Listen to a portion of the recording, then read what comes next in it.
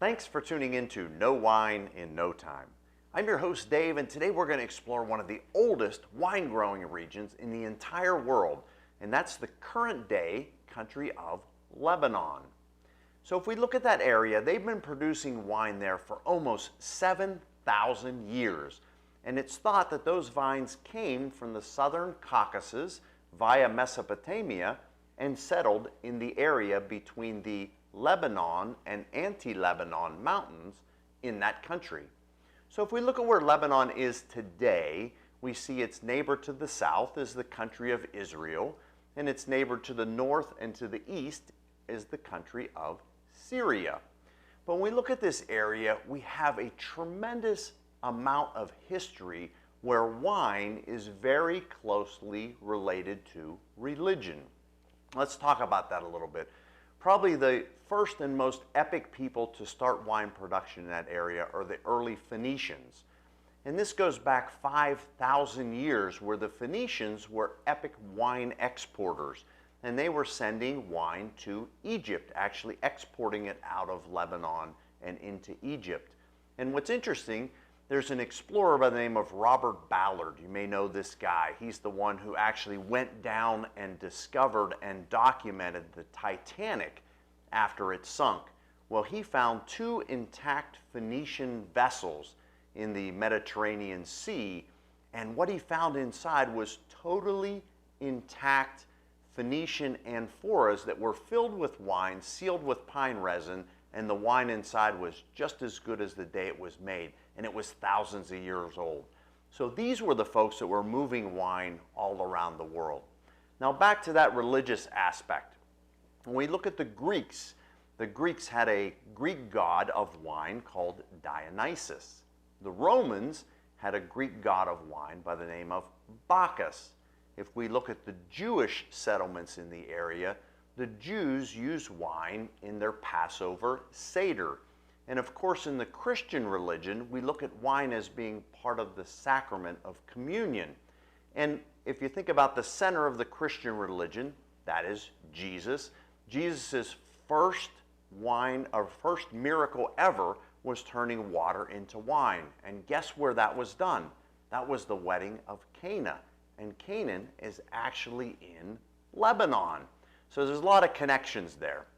So if we look at that history and we start to get into some more modern times, Lebanon became part of the Muslim Caliphate, and when that happened, wine production really sunk.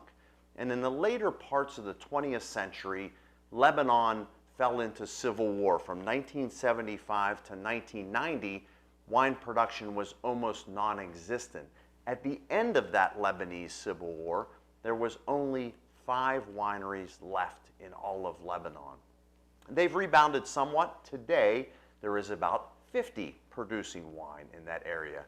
So you look at the 7,000 years of history, you look at kind of the tumultuous historical evolution in this area, and you say, well, why do we want to grow grapes in this area? Well, these folks have a tremendous amount of blessing in the form of sunshine. They get about 300 days of sunshine a year, a slight bit of rain, the perfect soil composition, and the right altitude. We talk about the main production area in Lebanon today, and that's the Bekaa Valley. Bekaa Valley is in between those Lebanon and anti-Lebanon mountains, and they grow grapes at about 3,000 feet, which is perfect in this area. It gives it ample sunshine, perfect time to ripen, and really beautiful wines. So the point of this video is not necessarily to showcase a specific wine or a varietal, but to talk about that region and how it's evolved over the years. If we look at modern day Lebanon, there's a tremendous French influence, and a lot of the varietals you'll see grown there are French. So we're going to take a dive into one that I just feel is a typical example of a Lebanese wine that you may want to explore. So this comes to us from Chateau Cafreya. So Chateau Cafreya produced this wine they call Coteau, which in French means kind of on the slopes.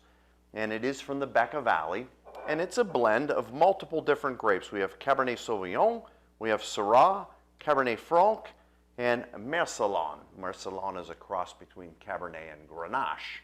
So let's go ahead and take a look at the wine and see what we might think. So we see the wine is slightly transparent, beautifully dark purple in color, and clear. If we swirl to liberate some of the aromas,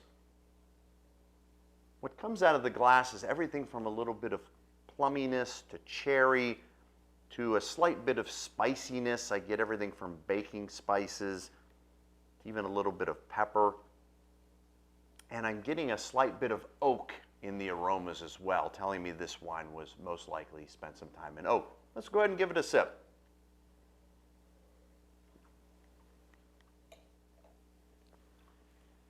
As this wine passes the palate, I kind of get flashbacks to a California red blend. It's a bit New Worldish in its style. It's kind of where New World meets Old World. And I think of some of the epic blends that we see in the United States, especially the ones coming out of California. If you love them, I would encourage you to go out and explore some of these Lebanese red blends. It'll give you a chance to diversify your palate a little bit and explore some new and interesting wines. Now across the palate, I get a great mixture of dark fruits. So think those plums, think those cherries. I even get a little bit of blackberry in there as well. Great acidity mid-palate. On the back side, I'm feeling some influence from the oak, getting a little almost a caramel butterscotch flavor, and a nice spiciness all around. The beauty of this wine, which once again I feel is typical for wines produced in the area, is balance. It's not flabby, it's not overly fruity, it's not too acidic. It's got great balance across all those different components. So I'm going to get back and enjoy a little bit more of this Lebanese wine, and I ask that you tune in next time, because soon you'll know wine in no time.